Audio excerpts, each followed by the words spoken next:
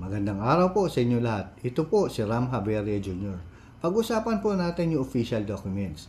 So marami nagsasabi dyan, ito mga project ba yan, o flood control projects, meron pa dyan na ito, dinismiss ito ng isang agency, yung nagkapalitan ng head, binalik na naman. So mga violation yan, pero kwento-kwentuhan lang po yan, di ba? Kung ako sa mga tiga-media, yung ating mga practitioner, lalo na yung malalaki, wag po sana tayong pumayag, point of view lang po, na walang dokumento.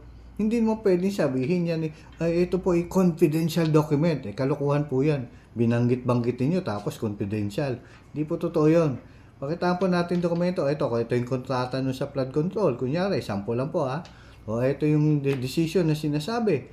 So, pwede natin i-post yan sa malaking mga media practitioner para yung ating mga commentator hindi haka-haka.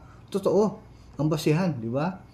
So pag pinail, alam natin, totoo yun kasi may dokumento. Ipakita yung document, wag sana tayo magpagamit. Kasi pag tayo nagpagamit ng ganyan, para lumalabas yung, kwentuhan lang. Baka nagpapagamit lang kayo parang blackmail lang yung isa di ba, no? Para, kang mag-ano sa akin, wag mo kong kakalabanin kasi may hawak akong dokumento sa'yo. Di ba? Dapat kunin po natin. Nagsalita po ng ganun na sinasabi natin may mga illegal itong mga to, ilabas po natin yung official document para makita natin kung totoo po yun.